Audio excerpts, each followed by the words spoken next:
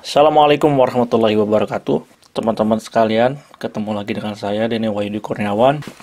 Oke, jadi yang pertama sebetulnya ada beberapa pertanyaan ya. Apakah mengurus visa pelajar ke Australia itu perlu pakai agen atau bisa sendiri? Kalau pendapat saya sendiri juga bisa, tapi pakai agen itu lebih membantu dan lebih mempermudah ya. Nah, kenapa saya menyebut bahwa memakai agen itu lebih membantu dan mempermudah?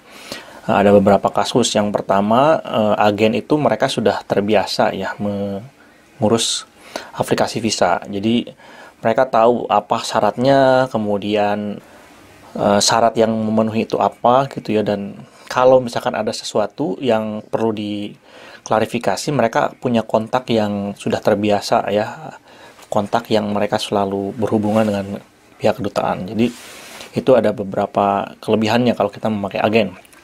Nah, kelebihan yang lain adalah agen juga mereka bisa menyambungkan kita dengan pihak-pihak lain yang kita bisa butuhkan gitu ya. Misalkan agen itu punya daftar penerjemah tersumpah yang diakui oleh kedutaan. Misalkan ada beberapa dokumen yang harus sertakan dalam proses aplikasi visa, harus diterjemahkan ke dalam bahasa Inggris.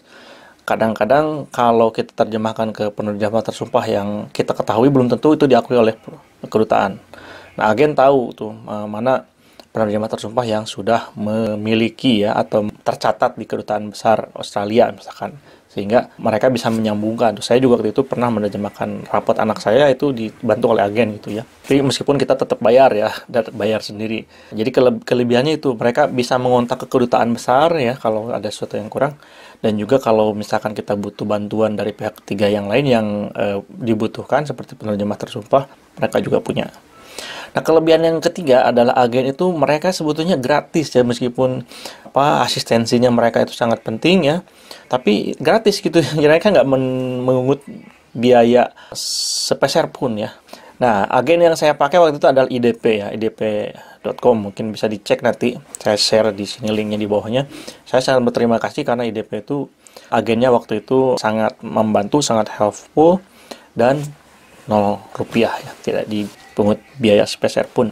Nah, mungkin kalau ada agen lain yang mematok biaya ya bisa pertimbangkan, tapi kalau saya mau menyarankan kalau mau pakai agen IDP lah. Jadi kalau terkait dengan pertanyaan apakah aplikasi visa perlu agen atau tidak, saya rekomendasikan untuk memakai agen saja gitu ya. Karena mengurangi kepeningan dan kesakit kepalaan, karena kita bisa fokus ke hal-hal lain yang lebih penting gitu ya.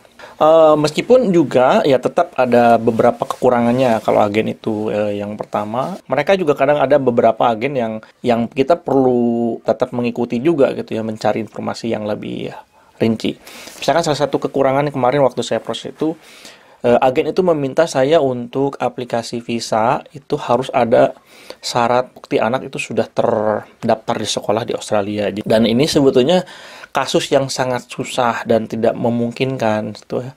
Anak itu sudah diterima karena anak itu daftar ke sekolah syaratnya adalah tempat tinggal dan visa. Sementara kita ini mau aplikasi visa gitu ya.